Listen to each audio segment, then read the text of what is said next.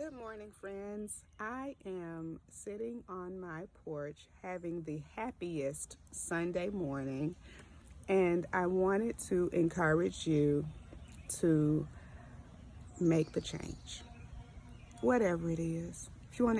If you don't like your teeth, get braces. If you don't like your weight, get on a program and lose some weight. There is nothing wrong with growth and improvement. Don't let people talk you out of it, because people will say, well, it's not a problem for me.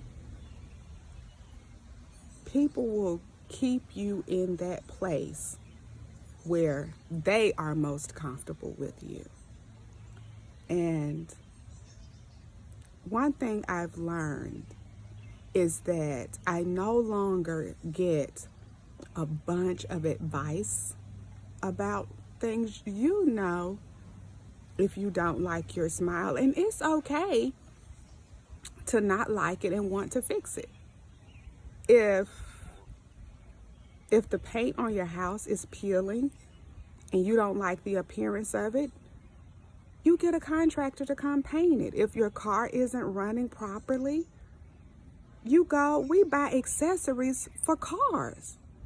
We will fix up. We put custom wheels on them, and we will fix up material things and allow ourselves to just fall into extreme dilapidation because we don't want people to think that we feel some kind of way about improving ourselves. If you don't feel like you're very smart, there's a book on everything. If you don't have wisdom,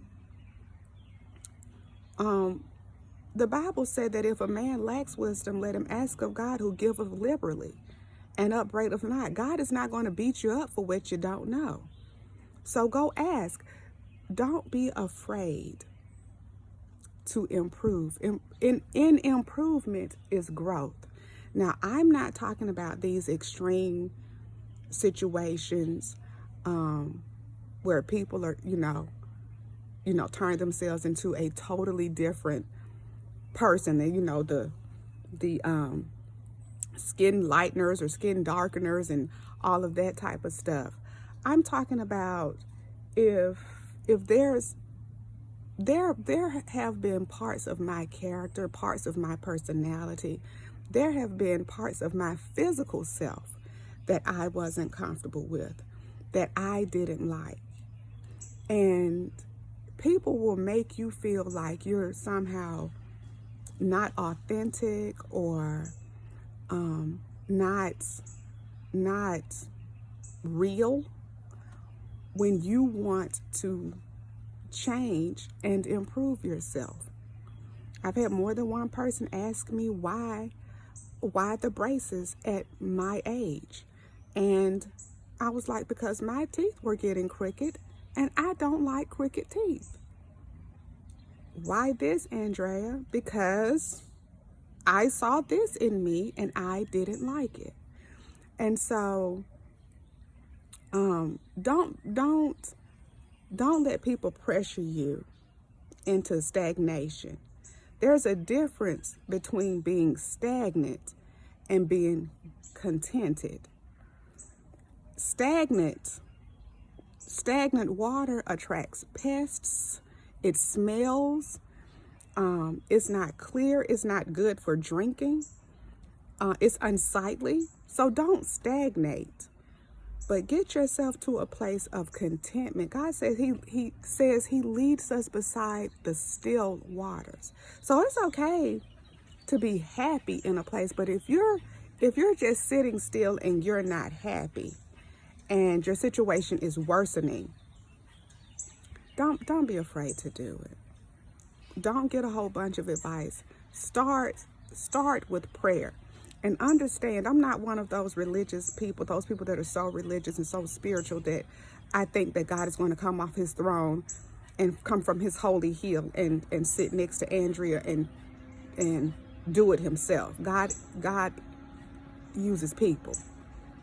So pray about who you need to talk to, because everybody is not worthy to give you advice on every subject.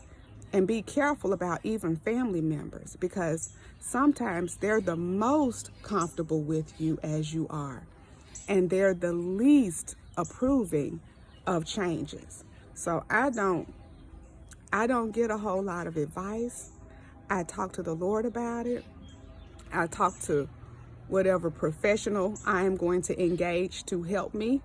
If it's a trainer, if it's a doctor, if it's a therapist, I may talk to a friend that I know who has had a similar experience and get their perspective.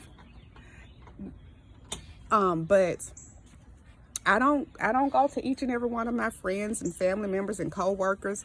Some of y'all talking to too many people, and you've been talking for 5 years. You've been getting advice for 10 years. You've been soliciting opinions for 7 years. You could have been on your road to contentment, to growth, and to healing. Don't be afraid to make the change. Pray. Get a few opinions. When you're soliciting bids, there's a cutoff on the bidding process. Cut it off and take the plunge, and you'll be glad you did. Be encouraged. Have a happy Sunday. Get you some coffee. Bye.